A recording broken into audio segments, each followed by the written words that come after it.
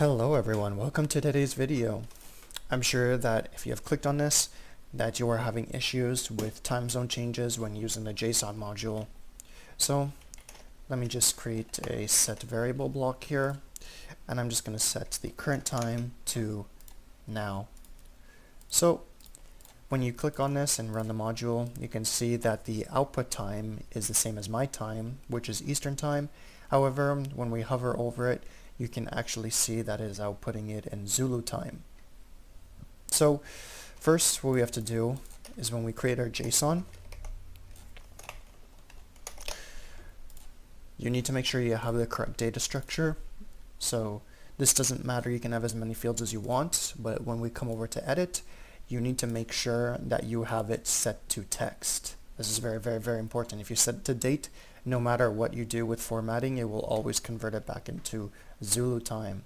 So let's go ahead, click save, and what I'm going to do is first I'm just going to input the time here, and I'm going to click on now as well. Now it's still going to output in Zulu time, and like I demonstrated earlier, the reason for this is because even though this shows us in hour time, if we go to the output format, it's put in Zulu time. So what we have to do is that now we have the fields formatted to text. What we can now do is we can use the format date module, format date setting here, and we can just put the current time and put in the time structure that we want. I'll just use year, month, and day, and hour and minute. Oh, it's an extra one here. So I'll leave the other one as is so we can compare. And now if we run it, you can see that now it outputs in our time zone rather than switching it over to Zulu time.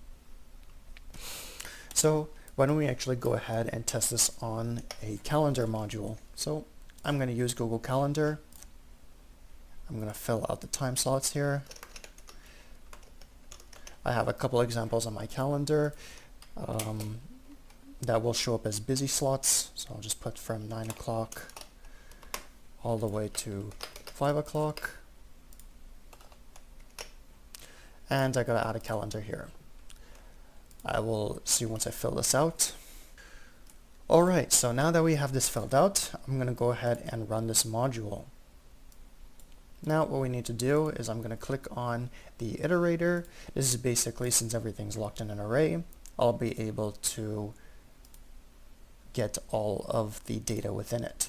So now if I click on that and if I click run, now you can see that we have a 3 busy time slots here in our current time format, but if I hover over them again, it puts it in Zulu time. So this will output it in Zulu time when we add it to our JSON module. So what do we need to do is, again, same thing. If we go to our JSON, create JSON, choose the data structure, and for the initial time, I will format it using the format date. And let's do the start time. Paste in our date format. You can do it with the T if you want to, it doesn't matter. And that should be good enough. And I will put the end time in here. Paste it. If I run it, now you can see 3 different operations, but now it outputs it in our time zone. So you can see that the initial time was 9 o'clock, and the initial time here is 9 o'clock, which is the exact same that we had in our first one. So now we are not actually converting our time zones to Zulu time, it is staying within our current time zone. So I hope that you found this video helpful. Please let me know if you have any questions or video suggestions, and I will see you in the next one.